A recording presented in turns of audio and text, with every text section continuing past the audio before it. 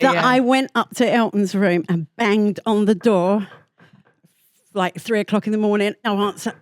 Banged. He opened the door. He said, "What the fuck do you want?" And I said, "I'm so dead. You don't know what they've done to me. I'm so upset." And he went, "Shirley, will you just fuck off?" And I sat outside his room and cried my eyes out. Oh, no.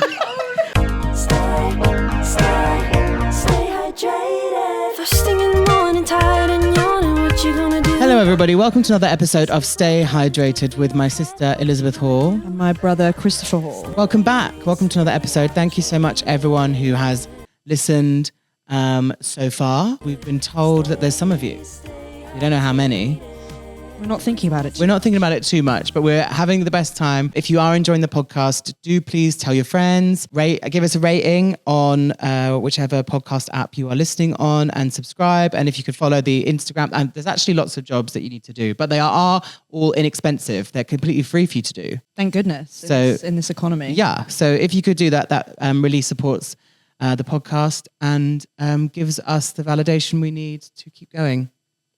And keep our self-esteem up. How are you doing today, Elizabeth? I would say I'm doing okay. How are you doing? Yeah, pretty good. Yeah, good. I think sun is in the we're now into spring for sure. Thank God. Yeah, and we are moving forward throughout the year. Can you believe it is April? I can't really. I mean, I can tell when I put a jumper on and I'm freezing, and then I put a coat on and I'm boiling. Yeah, that's kind of how I know. Spring has sprung. Spring has definitely sprung. Yeah. And thank God for it. Yeah. Wherever you are, we hope you are having a confusing time knowing exactly what outerwear to put on, just like us. This week on the podcast, we have Shirley Lewis and Jo Garland, the George Michael singers. They are currently on tour. They are amazing, gorgeous, wonderful women. They are, last year, the four people, Shirley, Jo, Jay and Lucy all did a show at Shepherd's Bush. And they are four of George Michael's kind of most consistent, kind of most iconic of his background singers. Shirley having been with him all the way from the start of his solo career, from the end of Wham, right, to the start of George Michael as a solo artist. We did some fun content with them, which was amazing. And then we went to see their show in London. It was amazing. It was really good at the end of last year. And now they're on tour. And they've asked me also to open for them for their last 5 dates. Come on now. So today, when this episode drops, the George Michael singers plus Lizzie will be in Cardiff. So you've missed that one, unfortunately. But that's fine. There is still 4 more. There is Swindon on the 11th of April, Leeds on the 19th of April, Birmingham on the 25th of April, and Guildford on the 30th of April. So yeah, if you want to see them, it's an amazing show. They play and sing some of George's greatest hits, Careless Whisperer, Faith, Freedom, and also just share some stories. So if you're a George Michael fan or just a fan of really good musicians, come along. Great night, and they'll get to see you. And they'll get to see me open. But let's not think about that too much. Scary. But yeah, really exciting. Very, very exciting. Very, very proud of you. I also have some live dates if you want to come and see me do some stand-up, everybody. Tomorrow in Clapham, in London, I host a queer comedy night called LGBT Hee Hee. I get some comments being like, can straight people come? You absolutely can come, as long as you're cool. Queer people and allies, welcome. But it's a really, really fun night. Tomorrow night, April 9th, we have Susie Ruffle headlining.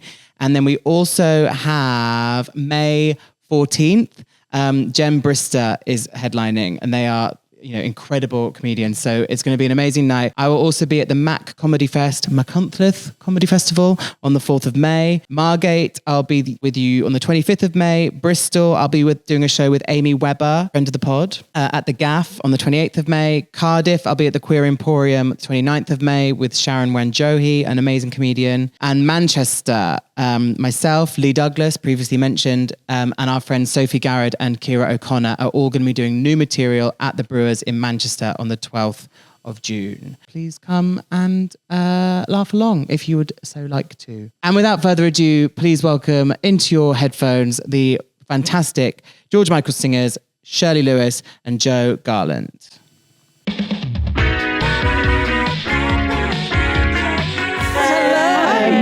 I'm just excited that you're here. I know. Thank you so much for having us. Cheers. Yeah. Cheers. How are you both? We're good. We're really good. Really excited. Yeah, we've just come back from Cloud 9, haven't we? Because it was such an amazing show. It was honestly, it was a sellout, wasn't it? It was incredible. It was emotional and fun, and it was a long process. Took a lot of hard work, which was great, and it was just brilliant. The whole thing was just an amazing journey, wasn't it, Shirley? Yeah, it was great. I mean, it took about a year for us to kind of actually get it together because we were out on tour actually with another artist, and me and Jo haven't worked together that much actually. Live. Okay. So we've done a lot of recording for George, like all of the big, huge hits like Father Figure, Freedom, Fast Love, Spinning the Wheel. Just a couple of songs that it's endless, people might have heard of. But you know, Jo and I are the voices that help shape those now iconic songs. So and we hadn't really worked together a lot live, so we ran out on this tour, and then we were just that was a year and a half ago. So with this whole process started a year and a half ago. Yeah. Very organically, by the way. Sorry, go on, because I've interrupted. That's okay. But yeah, so anyway, we were just chatting and reminiscing about George and like how much we missed him, and you know, just generally chatting. And then we were like, hold on a second. All of these stories, sometimes Jo was telling me stuff and I was like, are you kidding? I didn't know that. And then she'd be like, oh my God, I didn't know that. And we're like, this might be a really, really good show. Yeah. So that it's not just about the music, but it's like a real behind the scenes look into what it was like to work with George Michael as an artist. And basically that's kind of how it started. And here we are. So it was a sellout show at Shepherd's Bush, and it was amazing. It was electric. It was just because before you Christmas. came, didn't you? You both came. Yeah, it was just amazing. And as you said, the peek behind the curtain of all the stories, amazing. I mean, you just must have so many. And it was the two of you, and then Jay and Lucy, and how. So myself and Shirley so this whole process started a year and a half ago, and as she said, we were talking about all different stories, and then we reached out to Jay. And he was like immediately in. So I've worked with Jay and Shirley before. So we did the MTV Unplugged back in 1996, was it? I think, or 94, can't remember which day. And I've done a lot of live stuff with George, but I've never actually toured. So Lucy, I couldn't do a particular tour, which was it 25 Live? 25 Live, yeah. 25 Live, I couldn't do because I was on another tour with Robbie. And so booked. Another tour, Robbie. I know, she Robbie. just drop that. Yeah. Robbie, honestly, I tried to get out of that tour to do George's tour, but I was contracted, so I couldn't get out. Anyway, so Lucy took my place, and it's funny because Lucy's also took my place when I worked with Kylie as well, and I stopped working with Kylie. She filled my boots with Kylie, so I'd never actually worked with Lucy either. So it was lovely to be able to do this whole journey, this whole process with all of us together. It's perfect combination. Perfect combination. I've worked with Jay and Lucy before. Jay was kind of one of the first backing vocalists that came in to work with George, because I was literally like the first person that George had ever worked with as a background, because he used to do all his own vocals. Wow. When he was in Wham, it was all him. So there was no other singer. He had dancers obviously behind him. So when he started his solo career, I think he was looking for a completely different sound. So rather than him doing all the BVs, he wanted another texture. And I just happened to be that first texture that he got, and we came up with Father Figure. That was the first thing we ever recorded. Wow. And I think that then became the George Michael sound. And then I think George just liked the idea of more voices. And as I said, Jay was the second person to come in, and we did a cover-to-cover tour together. And Jay was there from then till Symphonica.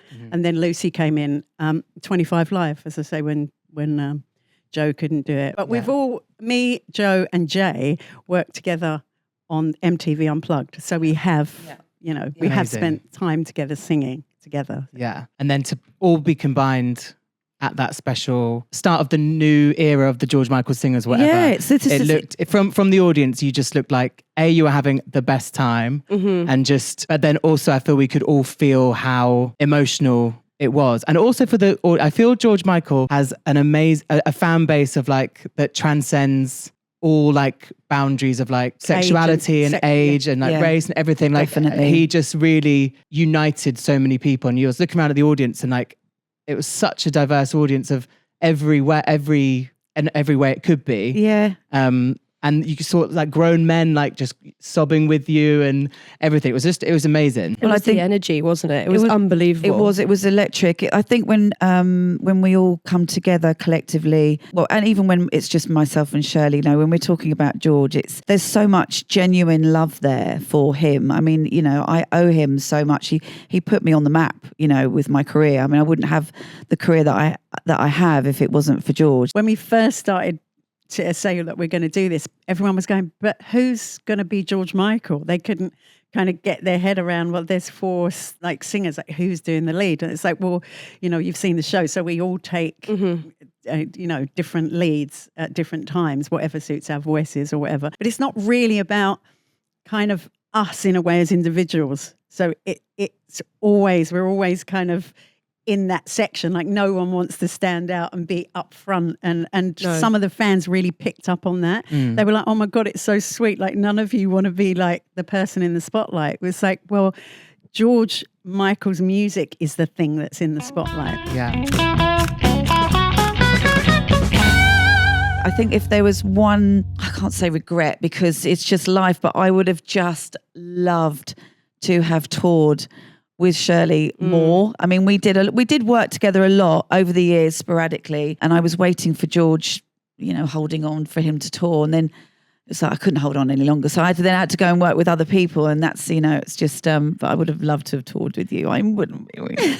Yeah, George didn't. He wasn't one of those artists that is touring a lot. I mean, to be fair, you couldn't be like a working musician and wait for George Michael. Right. Yeah. I mean, you just couldn't. I just happened to have been in a really kind of good position at the time, and I kind of all the time I was like, oh, I'm retired. She I'm retired. 26. She'd do one gig and go, I'm retiring now. So I love that. So I was just there and around. In retirement all the time. All right, I'm back out. I guess One more tour. He was always like, oh, well, all right then. She's always going to be there. So maybe it was a bit of that.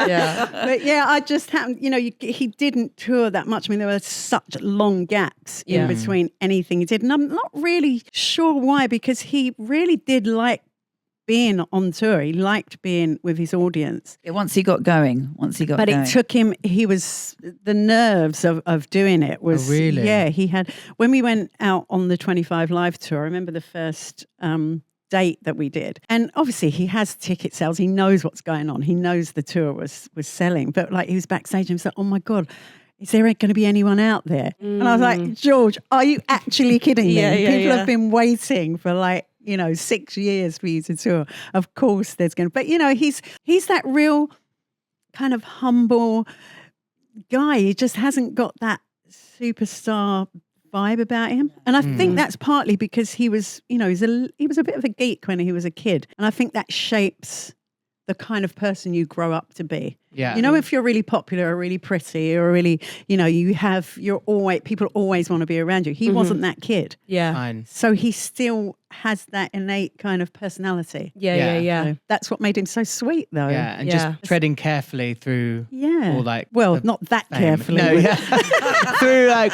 through not getting too big-headed when it came to like No, he was super humble, Yeah. super normal. He loved talking about football and, had this little kind of little routine when he was at home really in London. He'd go to the same restaurant all the time, and eat the same sort of foods, and like his wardrobe would have the same t-shirt, same trousers. Like he was just, there was no sort of airs or graces with him really. And that's just, so he was just a normal guy. But although he could, when he did walk into his sort of George Michael zone, he definitely had an aura. He was like, yeah, you're a star. He'd walk into him and he'd go, yeah, you're a star. He's very sexy, very sexy. Actually, do you know he was colourblind too? That's the reason he always wore black. Really? Yeah, he was colourblind, yeah. That's why he didn't bother with colours. What was his T-shirts? It was black T-shirts, black jackets, black jeans. The other thing about the show is like, emotionally it's like really beautiful, and like hearing you guys talk about it, and it's like such a brilliant insight. but then also you guys are just so good and like so professional. Do you know what I mean? And I feel like, and the band was obviously amazing as well. They were just incredible. But I think it's also the other thing that was really amazing that we kind of spoke about on the night was also just seeing like people do what they're really good at and really well, you know, like a craft they perfected. Suited to do. And obviously you're complete experts. Like, and also like people like, we love you guys. And you're like, we love you too. I was like, they're fucking rock stars. Like, what are they talking about? Do you know what I mean? Like, it was so good. The whole process, we've had so much fun. There's been a lot of tears as well because, you know, talking about, you know, memories about George and, you know, and I'm still, I haven't been able to talk about him at all. I've been asked many times to do interviews and I've said no, just because I don't know, it just hasn't felt right, or I don't know, I almost sort of, it doesn't feel real that he's not here in some way. I just haven't been able to watch any of the documentaries, I haven't really been able to listen to his music. So, and just sort of reconnecting with Shirley again over a year and a half ago now was just, and as us, you know, talking about George all the time, it was just like, oh my gosh. You know, there are so many amazing, beautiful memories and so many emotional memories. And actually, I'm still remembering stuff now. But like saying you haven't like watched the documentaries and everything, if you were so close to, you know, George, almost watching someone else, you know, a production company's version of it, no matter how celebratory or whatever about it, like that's, you know, you were almost too close to the light to then see someone else's thing. But now it must feel good being able to celebrate on your terms.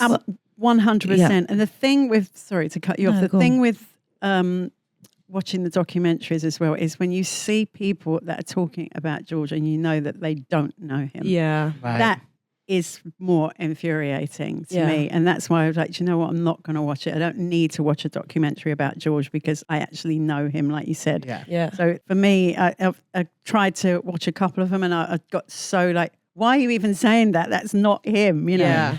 And so there was no reason for me to. But I've like Joe, didn't listen to his music. Like I couldn't listen to any of it. And, you know, when George passed away, I was, and this might sound really dramatic, but I was like, I actually don't know who I am without being George Michael's backing vocalist. I don't know who I am. It's that this is what I do. Yeah.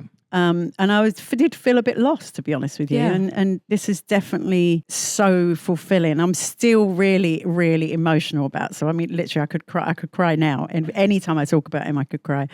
But I'm hoping as time goes on and the more we do, I'll be less prone to tears. What's wrong with me? What is really special as well is it's like giving you guys a little bit of space to like heal together, listen to that music, but then you could tell everyone in that audience you've given them a lifeline as well of like, we didn't know if we'd ever be able to listen to this music live again with people who were so authentically, you know, it's the close to him. the closest you can get to him being back. He almost was back in that room, wasn't but it? This is why the stories are, you know, are so important because it's through our lenses, you know, of the effect that he had on all of us individually. And, you know, and they're beautiful memories, they're special memories and they're poignant and they're, you know, they've changed lives. They changed my life. They changed, all of our lives. So for the audience to kind of get a piece of George, you know, a memory of George like that, it's just, it's super special for them. Yeah. George went through so many different changes in his life. And I mean, I only have the fondest, funniest memories of the time that I spent with him. You know, we laughed a lot together, and I know there was a lot of pain for him. And we, you know, I was with him when he lost his mum and stuff like that. But we always seemed to make the best of that process for him. And he, you know, and he just honestly, George loved to laugh. He had the most incredible sense of humour. So you would have loved it. Yeah, I bet. No, I can already really picture funny. why you would have loved it. You two got on for so long with him because He would, whenever we're if together, he'd we'll have just seen laugh. the dance that we did with you, he would 100% go, why didn't you ask me to do it? No, he'd be definitely here doing it.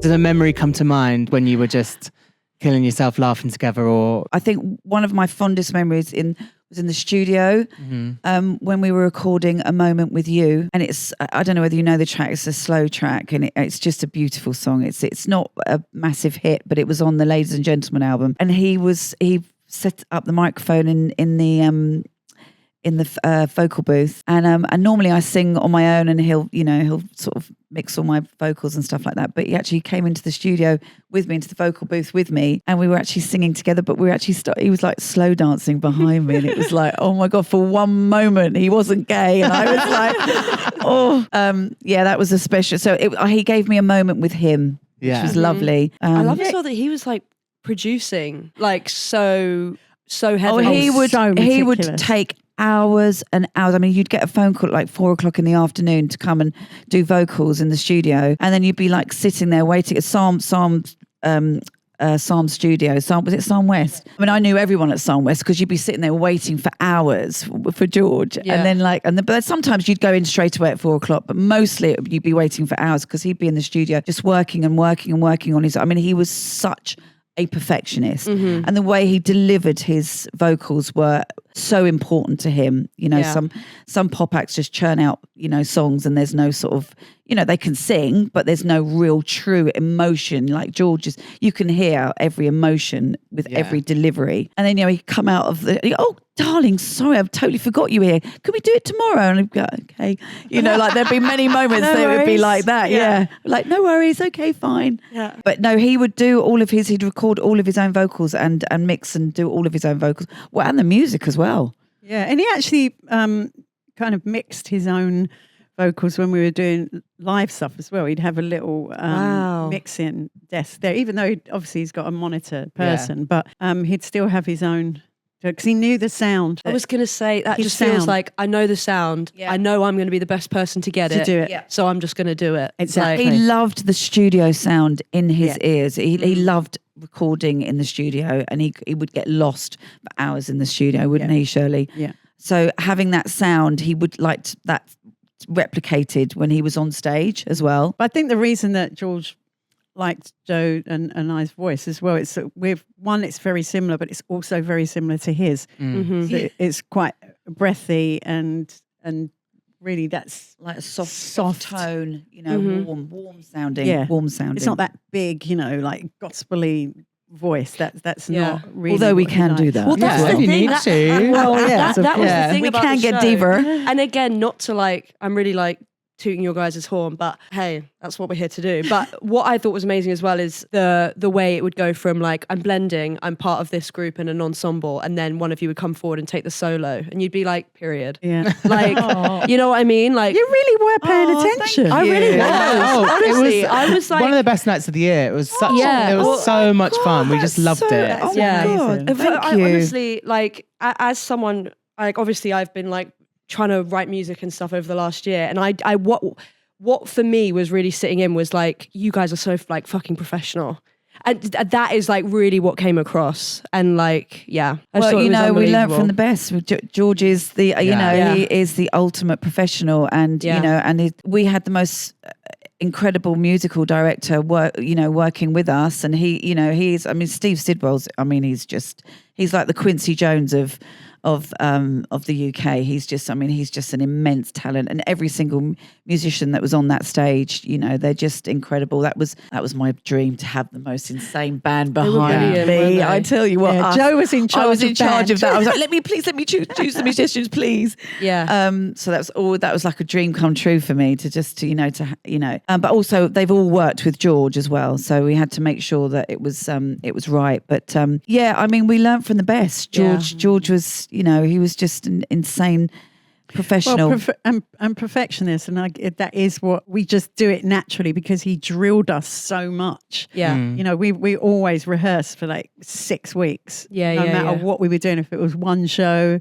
or 50 shows. You're going to rehearse for 6 weeks, and you will know it 100%. And that is the only way to kind of be comfortable performing. And so you don't really have to think about it. It's all really just, it's flowing in natural. Well, you guys muscle know, memory you're performing. type thing. So you do it so much. It's just, you don't want to think about, what am I doing next? Where am I going left or right? You just want to It there to entertain, people. And like you said earlier, Liz, it's giving those fans something that they felt like they would never have again. I just also, I know this sounds quite spiritual and a bit, but I do feel that he is with us in a sense that he's sort of like just the fact that, we finished 45 seconds before. Without even actually doing a run through. And when yesterday we went to a really important meeting yesterday, walked into this office.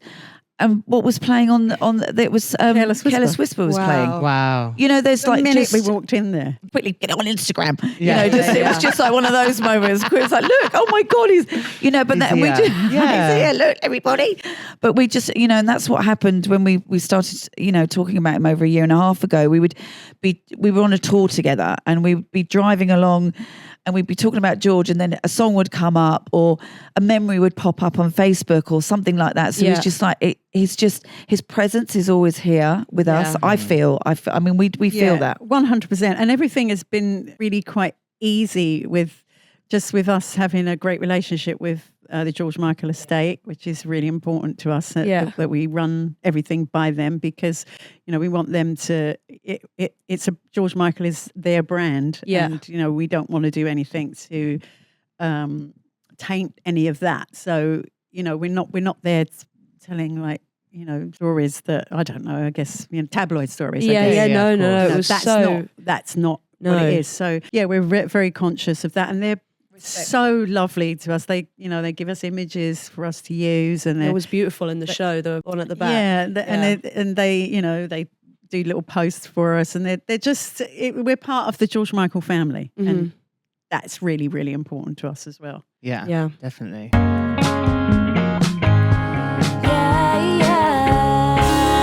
I have a question. Being like, in this 2025, I'm a comedian, and I didn't think twice about being a gay comedian and being like an out gay comedian and talking about myself. We're very lucky that it feels so easy. Was there a sense of like what such a pioneer he was and what such a what a big thing it was, especially in the maybe later portion of his career of what he represented and how he felt about that. The 80s was such a different era. It was all very sort of open in the 80s, wasn't it? I don't think I think it was more of a family thing that with George more than it was, because of the culture for the culture that he was born into. I just don't think that he was comfortable with that. He was comfortable being a gay man. Trust me, totally, he was. Totally. If you knew him, there was no doubt, and he wasn't really trying to hide it. He never ever said, "I'm not gay." Yeah. So you won't find anywhere where he says. He doesn't deny it. No, he doesn't deny it. Maybe he didn't say the whole thing. I just think it was a blessing in disguise for him to get caught in that bathroom. And he was like, now I don't have to deal with this shit. Yeah. And he did not run, hide. He was grateful for it. He totally embraced it. I mean, that video is iconic, didn't he? With the toilet. Yeah. When he went and wrote the song. He was like, come in, girl, I've written this song. And we were like, what song? And he was like, it's called Outside. And we were like, oh. Yeah. And the lyrics, I think I'm done with the sofa. I think I'm done with the hall. I mean, it's just like, right, if I'm coming out, let's go for it. I'm coming out. And he was a big advocate. I mean, he was, very involved, helping people. And as I said, I really don't, I think, yes, the Times had something to do with it, but I do think it was more of a family kind of issue for him. Yeah. Right. More than anything. Yeah. Yeah. Yeah. And then kind of it comes out and you're like, well I guess I'll just be like a fucking gay icon then. I guess I'll just do it. And it didn't make any difference to this audience. Saying that. Women still loved him, and he loved women. Trust me, he wasn't like he was so complimentary, wasn't he? He loved a beautiful woman. Yeah. He just, he appreciated and straight men. If he you changed your hair, your makeup, he'd notice everything, and he did and he loved my boobs, by the way. He did say he still loved boobs, and I was like, they're here for you whenever you want. Yeah. I love that. What are some of for anyone you've worked with, what are some of the standout kind of memories of being a backing singer? Good or bad? Anything, just memorable, like thrown on last minute or rehearsed for a show in the morning and was on that night, or I've had a real embarrassing. When I did Robbie Williams, we did in 2006, which I couldn't because I couldn't do 25 live. I was on tour with Robbie, and he had this big sort of, it looked like a spaceship, and it was like a stair, so we'd all come out on the middle bit, and it was a staircase going down one side and a staircase going down the other side, and there was 6 backing vocalists, so 3 either side, and so we all came up, and obviously our mics were on and everything, so we all came up to do the opening show, and I've dropped my mic, and it went doink, doink, doink, doink, doink, doink, doink, doink, doink, doink, doink, all the way down the stairs. I was like that. I was like, oh my God. My God. And was it? It was on. It was on. You could hear it going like all around the whole stadium, going doink, doink, doink, doink, doink, doink, doink, doink, doink, doink, doink. Oh, it's just like, oh God. Yeah, that's iconic. Yeah, it's just like, well, I didn't know. I think someone just quickly handed me another microphone, and then we went into the song. what song was it? Do you remember? No, can't. I was so traumatized. I can't remember it. Suppressed it. Well, I've got a funny story about, well, it's not on stage, but I was on tour with Elton John, and we were in Amsterdam. I don't smoke or take drugs or whatever, even though I've been in the music industry for a long time. Yeah, that's very impressive. I do drink alcohol, however, but anyway, and everyone knew that I didn't. And we were on the bus, and obviously they had cookies. And so this is before sound check, so we're having cookies, and everyone's like, so I have a cookie. Yeah. Not thinking that I'm in Amsterdam, so we're just on the bus going to, and then so every 30 minutes after that, everyone's going to me, "You okay? You okay?" And I'm like, "I'm absolutely fine. Like, what is wrong with them? I don't get it." Anyway, we've just gone on the show. Never before the show, they're like, "Are you sure you're okay?" I'm like, "I'm absolutely fine. Why is everyone asking me if I'm okay?" So anyway, we do the show. So I had this around 4 o'clock. So we've done the show, and the show is 2 hours, whatever. So we come on stage 10:30. We go to the bar. I'm still fine. So then I sit at the bar, get a drink, and then I start feeling really weird. And I was like, oh my God, I'm actually starving. Yeah. So, I need to fit. And everyone's like, oh, sweet, it's kicked in.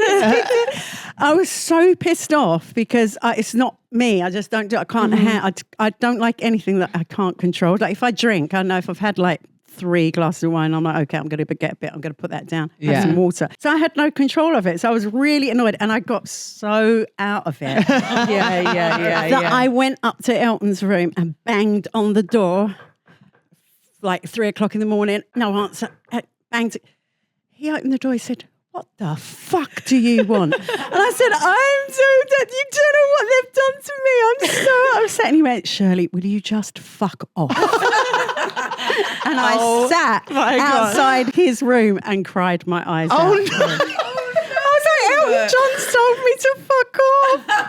Oh my God.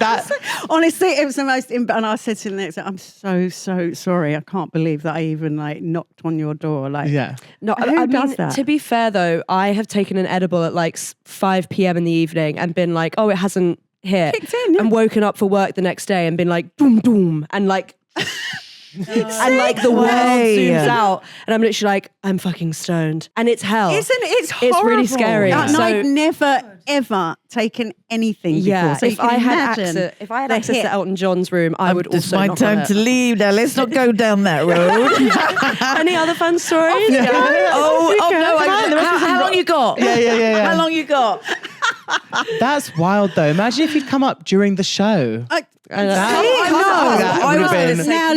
you imagine if that had happened to me? That would have freaked me out because oh my God, Went up to Elton John and tapped him on the shoulder when he's singing. And said, "Bitch, get up." Yeah. We would have found that YouTube video of you panicking, honestly. To be fair to the band, they didn't realise that it was, who knew it was going to take so long. But listen, it's happened to you. So it does. It's crazy. Yeah, honestly, it's too unreliable. No. Fun, but hence I just unreliable. stick to my wine. Yeah. Have a little glass of wine. Be trusted. Just a wine. Should we just keep quiet? What? I love the way you looked at me because you just knew. You knew it. You knew it, didn't you? You just knew. Yeah. What else can we? Let's move on from the. Do we have any other questions written down? You can sniff it out. Come on, you must have a story, Joe. No professional stories. I fine. I don't mix. No, that's good. It's after. Yeah, fine. Yeah. I think I'm going to have to do a book. I think you Wow. should do I'm a gonna have book. to. At some point, I've just, she always says it and she goes, Jesus Christ, Joe, you've had a fucking life. Honestly, you really need to fucking write a book. I actually want to do a film about Oh Joe. my God, that'd be I really amazing. do. Honestly, I've had about 25 different lives, honestly, and I'm like, I cannot believe I'm here. looking- still alive. And looking so fabulous. Looking so fab. iconic, Thank both you. of you. But just sort of, I've had to sort of fight my way through life really from quite a young age. Mm-hmm. So I'm super proud of where I'm at now. Yeah, we both have We have. really been through it a lot with like relationships, and we haven't had great luck with relationships. So it's made us the women that we are. And Yeah. I think that makes us really strong. We're still going, babe. We're still going. Yeah, We're still in it. you're both just so nice to be around, and you could tell thank even you. like more of a BTS. But when we were like after the show, you could tell by how happy everyone was for you, the way you were walking through the room, the way you were interacting with people. You like both just like, well, all four of you that we've met, but both of you just so lovely. I just think it's so important. There's nothing. Look, kindness is just, it doesn't take. It's nothing to be kind. Look, we could all have a bad day. We've all had shit lives. Everyone's going on through a journey, and everyone's got a story. You just don't know what people are going through, do you? Mm-hmm. And I think it's so important to be kind, and that's not just for show, and it's not just that's who I genuinely am, and and I just we are. You're a gorgeous person, and you're gorgeous as well. We're all gorgeous. And it's a testament to have such long working relationships in any kind of entertainment industry. To be the person that gets called up for every tour or everything. Well, it's everything. a really cutthroat business as it is. You need, people. You just need to be kind and nurture people and help people out and just give people a leg up and all of that stuff. I try and do that as much as I possibly can, and a lot of people have helped me out, and it's nice to sort of pay it forward all the time. So it's being a creative is not easy. No. You have to constantly try and reinvent yourself, and I feel I really admire people that just that are in it. It's just because it's hard work. yeah. That's the thing about working with George as well. He was just so loyal that, I mean, he wouldn't dream Set the of bar, using- didn't he? He set the bar. He wouldn't dream of kind of use. But like I said, only if once you're in the family, in the circle, you're in the family. But you better be as loyal to him as he is to you, because he'll give you anything. But if he found out you'd done something that wasn't right, it'd lop your gone. head off. Yeah. You're gone. Yeah. He can't- and I'm a bit like that too. I'll just no, that's it. You're done. Yeah. Once you're done, you're done. And he was very like that. So I'm working on that. Yeah. I'm still trying to create boundaries and all of that stuff. Hey, we can't all be as evolved. I wish I Shirley. was. Well, No, it's hard though. Well, I am the oldest one. That's to be fair. So I should have learned something. It's It's taken me ages to sort that out. I do think like I've only kind of just started to really analyze, how do you make me feel? Like if we're friends and I'm genuinely showing up and putting stuff into you, and then I leave and I don't feel good about myself, there has to be That's really there's good a disconnect. to be that self-aware. do you know is what I really, mean? really good, Yeah. by the way, because it's Well- only taken me years to work that out. Well, I've only been doing it for about 6 months, to be honest. but so let's not. but it's good. You're super young, and it's good that you're getting there now, because people they will take advantage of you. They will drain you, and it's okay to give to people, but also sometimes you may need it back. Sometimes you don't need it back. But if you come away from it feeling shit about yourself, how is that a good relationship? Yeah. It has to be even. Everything should be even. And it can happen without you even really clocking it, can't it? And Yeah, then you I sort should of trust go me. like, Yeah, Yes. I've not been very good at looking at and finding red flags. I just see the good in everybody Yeah. all the time. So I'm just like, oh, you're like, it's taken me a long But time. now to you just- have me, darling. I know. Yeah. I'm like, and I'm Shirley will just, sort you out. well, it's taken a good couple of rough relationships No, to go I mean, through. They beat it out of me. So Yeah. I'm sort of I am still trying to work on boundaries. No, I mean, I'm just joking. I mean, it's taken me a long time too. I mean, I was in a marriage for a long time, and for a good 10 years of that marriage, I was literally unplugged from life and just going along doing whatever it was that, the husband was doing, and really just didn't even, like you said, I didn't even notice what was going on.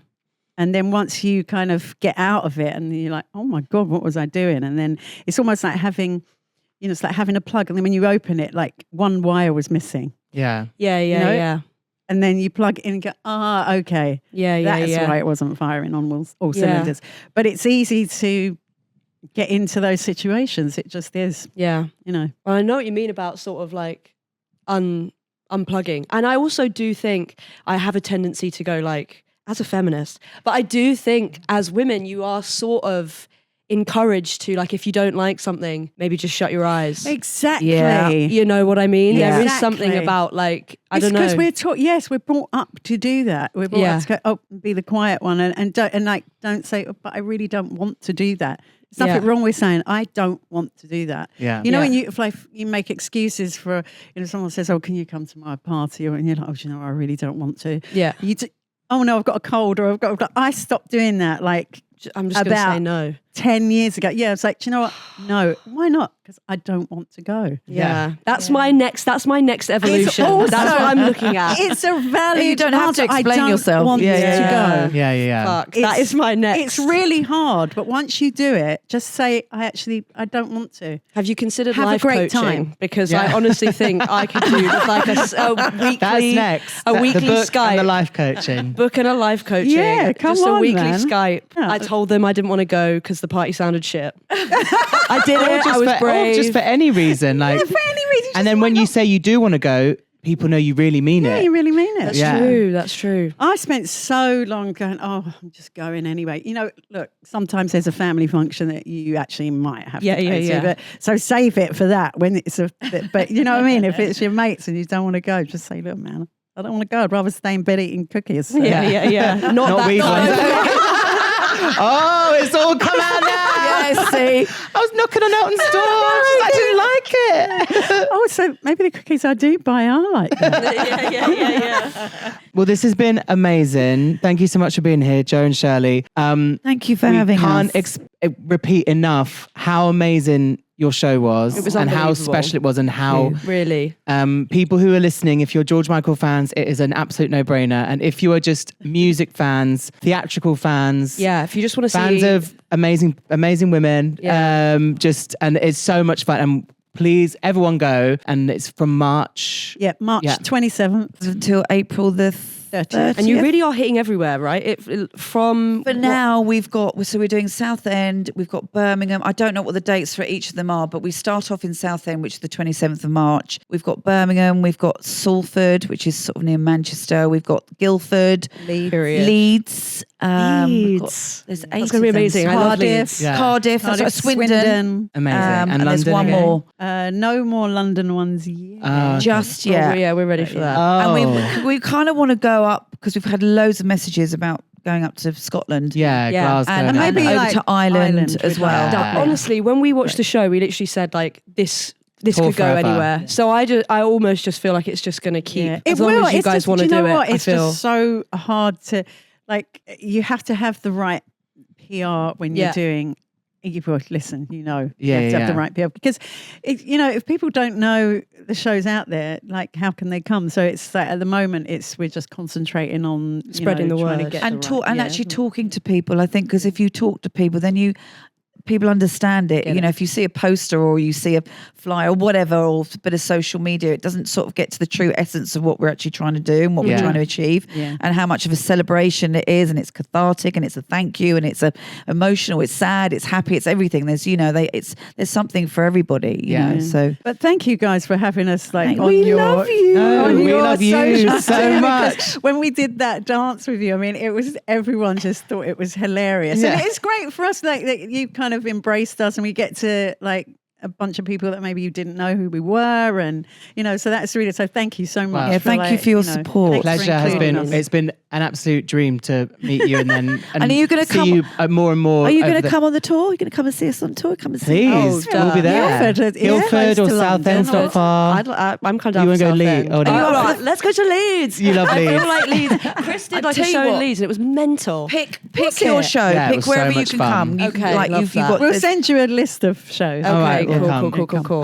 Thank you so much for being here. Thanks, welcome. Elizabeth, for being. Thanks, Chris. Yeah, thank you so much for listening, everybody. Thanks, Joe. Thanks, Joe. Thanks, Shirley. Shirley. Thanks, thanks. Thank you. Thank you. Thanks. Just before bed is good for your head. What you gonna do? Stay hydrated. Stay hydrated.